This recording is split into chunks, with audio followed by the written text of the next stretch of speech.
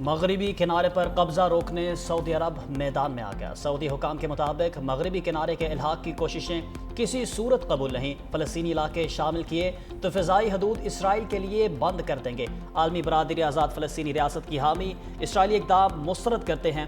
اس سے اسرائیل اور سعودی عرب کے درمیان تعلقات متاثر ہوں گے۔ ابراہیم معاہدے کی تکمیل کے بھی دشوار ہو جائے گی۔ اگر فلسطینی علاقوں کو ضم کرنے کی کوشش کی تو سلامتی کے لیے تمام ذرائع استعمال کریں گے۔ حماس سے امریکی صدر ڈونلڈ ٹرمپ کو خط لکھ دیا۔ 60 روزہ جنگ بندی کے بدلے آدھے یرغمالیوں کی رہائی کی پیشکش۔ امریکی میڈیا کے مطابق خط رواں ہفتے امریکی صدر تک پہنچایا جائے گا۔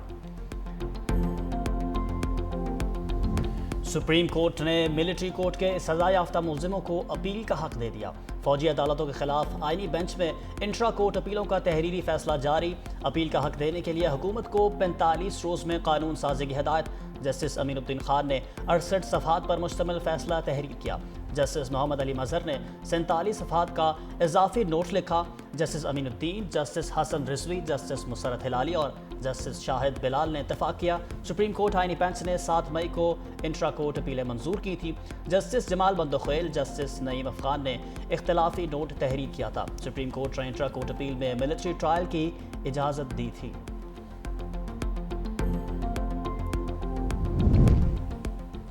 سپریم کورٹ نے 5 ججز کی درخواست سے اعتراضات لگا کر واپس کر دی۔ کہا اسلام آباد ہائی کورٹ کے ججز نے چیف جسٹس سرفراز ڈوگر کے اختیارات کے خلاف درخواستیں ذاتی رنجش پر دائر کی۔ درخواست گزار نے واضح نہیں کیا کہ درخواستوں میں کون سا مفاد عامہ کا سوال کیا۔ ایسے کون سے بنیادی حقوق متاثر ہوئے کہ از خود نوٹس کا دائرہ کار استعمال ہو۔ آرٹیکل 184 کی اس درخواست کے اجزاء پورے نہیں کیے گئے۔ ججز نے آئینی درخواست کے دائر کرنے کی ٹھوس وجہ بیان کی، نہ تو نوٹسز کے لیے فریقین کی وضاحت کی۔ توشہ خانہ 2 کے SPی حتمی مراحل میں داخل۔ بانی تحریک انصاف اور بشرا بی بی کے خلاف آخری 2 گواہوں کا بیان ریکارڈ ہو گیا۔ دونوں کو جیل سے کمرہ عدالت میں پیش کیا گیا۔ کیس پر جرا 24 سپتمبر کو ہوگی۔ مزید گواہ پیش نہیں کیا جائے گا۔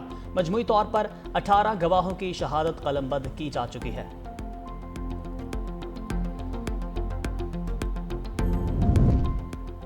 توشہ خانہ کیس میں ایک گواہ جھوٹا ثابت ہوا۔ علیمہ خان کا دعویٰ میڈیا سے گفتگو کرتے ہوئے کہا کہ سابق ملٹری سیکرٹری نے بھی تمام دستاویزات کو درست قرار دیا۔ امید ہے بانی PTI اور بشرا بی بی رہا ہو جائیں گے۔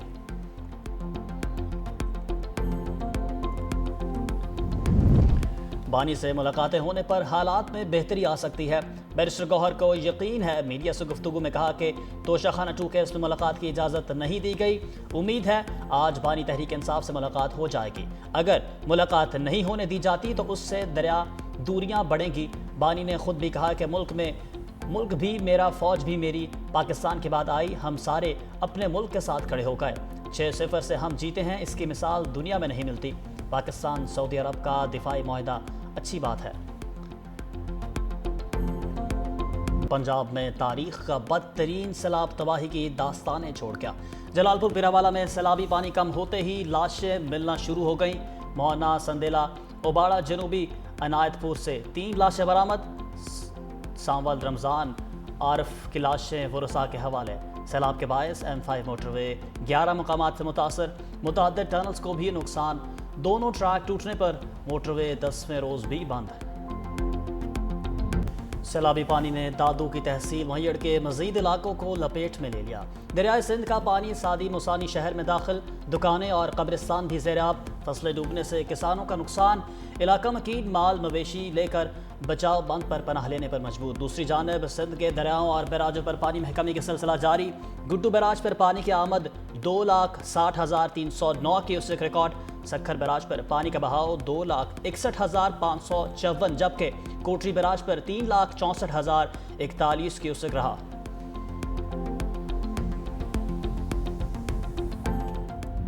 اگر پہلی میٹرو بس بنائی تو نواز شریف نے بنائی، پہلی اورنج لائن بنائی تو نواز شریف نے بنائی، پہلی موٹر وے بنائی تو نواز شریف نے بنائی، ایٹمی دھماکے کیے تو الحمدللہ نواز شریف نے کیے، پہلی ایکسپریس وے بنی تو نواز شریف نے بنائی، گجرانوالہ میں میٹرو بس بننے جا رہی ہے تو نواز شریف بنا رہا ہے، فیصل آباد میں میٹرو بس بننے جا رہی ہے تو نواز شریف بنا رہا ہے۔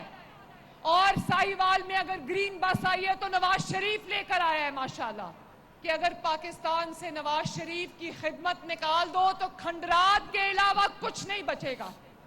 یہ ہے نواز شریف.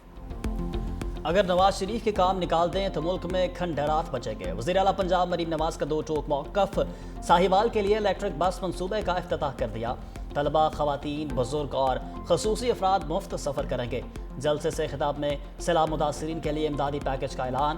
وزیر اعلیٰ پنجاب مریم نواز نے کہا کہ حکومت سیلاب متاثرین کی ہر ممکن مدد کرے گی. تمام نقصانات کا ازالہ کریں گے.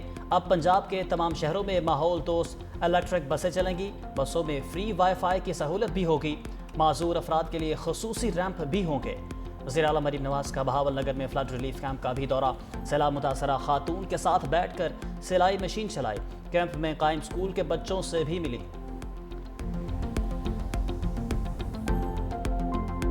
یہ نہیں کہ آپ اقتدار کی کرسی پہ بیٹھ کے سمجھیں کہ آپ عقل کل ہیں. عقل کل بننے کے لیے آپ نے وہ پریکٹیکل سوچ رکھنی چاہیے. یہ ملک ایک زرعی ملک ہے. اس میں آپ نے کسانوں کو اس کو سپورٹ کرنی ہے. آپ اگر اپنی زراعت کو تباہ کر کے دوسرے کی زراعت کو آپ امپورٹ کریں چیزیں، یہ کون سی عقل مندی ہے؟ تو یہ میں سمجھتا ہوں کہ ہمارے یہی بنیادی چیزیں جو ہم ہمیشہ وفاقی حکومت کو سمجھاتے ہوئے آئے ہیں کہ خدارا برائے مہربانی آپ عقل کے ناخن نے ایسی پالیسی نہ کر. یہ نہیں کہ جی کہ آپ کی حکومت ہے، آپ کی مرضی. وفاقی حکومت اپنے آپ کو عقل کل نہ سمجھے. سینئر وزیر سندھ شرجیل میمن کی تنبیہ. کہا کہ پنجاب میں بروقت اقدامات کیے جاتے تو سیلاب سے نقصانات کم ہو سکتے تھے. پنجاب کے سیلاب کی فیکٹ فائنڈنگ ہوئی تو سب پتہ چل جائے گا. صدر مملکت نے کہا تھا کسان کو امدادی قیمت دو. کیا گندم امپورٹ کرنے سے زر مبادلہ کو نقصان نہیں ہوگا؟ یہ نہ سمجھیں کہ اقتدار کی کرسی پر بیٹھ گئے تو کسی کا مشورہ نہیں سننا. پنجاب حکومت اور سیاسی جماعت کا سندھ کے خلاف بولنے والے صحافی کے حق میں ٹرینڈ چلانا افسوسناک ہے. مزید بولے جام صادق پل 1 ہفتے میں مکمل کر لیا جائے گا. پیپلز پارٹی عوام کو ٹرانسپورٹ کی جدید سہولیات دے رہی ہے. خواتین کو بھی الیکٹرک بائکس دیں گے. سیلابی ریلے گزر گئے. ہنستے مسکراتے چہروں پر غم کی داستان. دریائے چناب میں ہیڈ قادرآباد بیراج کے مقام پر سیلابی ریلے سے تباہی. بیوہ کا اکلوتا سہارا 17 سالہ محنت کش تیمور بھی جان کی بازی ہار گیا. کرائے کے گھر میں مقیم خاندان فاقوں پر مجبور.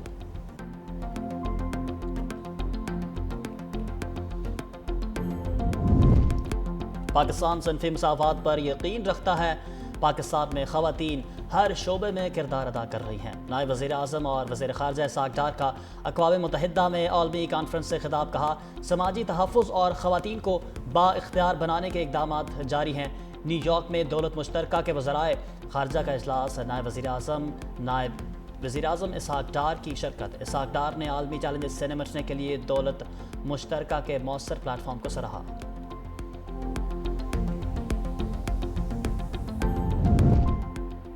دفاعی معاہدے کے بعد تجارت اور سرمایہ کاری بھی بڑھے گی.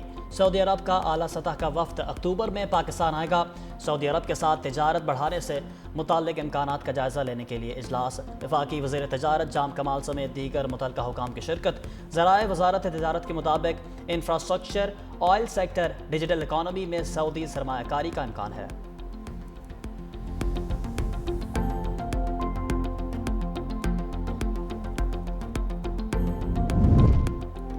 جمشید دستی قانونی شکنجے میں آ گئے. جعلی ڈگری کیس میں 7 سال قید کی سزا. ڈسٹرکٹ اینڈ سیشن عدالت ملتان نے مدرسہ کی جعلی سند پر الیکشن لڑنے پر فیصلہ سنایا. عدالت نے گواہوں اور ثبوتوں کی روشنی میں جمشید دستی کو سزا سنائی.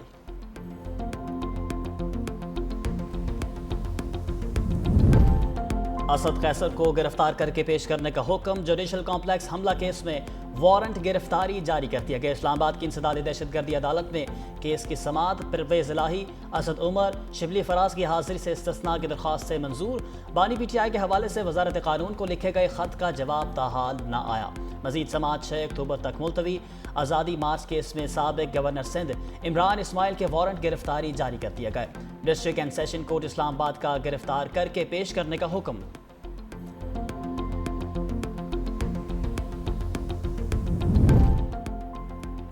برطانیہ میں فلسطینی مشن کی عمارت کو سفارت خانے کا درجہ مل گیا۔ عمارت کے باہر فلسطینی پرچم بھی لہرا دیا گیا۔ برطانیہ میں فلسطینی سفیر حسام زلموت نے تقریب سے خطاب کرتے ہوئے کہا کہ فلسطینی ریاست کو تسلیم کرنا تاریخی ناانصافیوں کو درست کرنے اور بنیادی انسانی حقوق پر مبنی مستقبل کے لیے مشترکہ عزم کا اظہار ہے۔ فلسطین سربلند اور آزاد ہوگا۔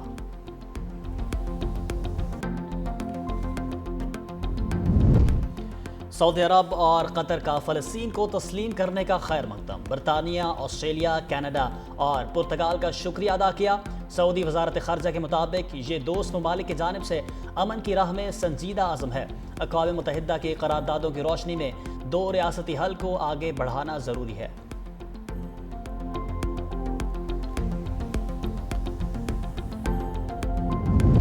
اسرائیلی فوج نے غزہ شہر میں مزید فوجی دستے داخل کر دیے۔ تازہ حملوں میں مزید 68 فلسطینی شہید۔ خان یونس میں امداد کے منتظر 3 فلسطینی بھی اسرائیلی فوج کی دہشت گردی کا نشانہ بن گئے۔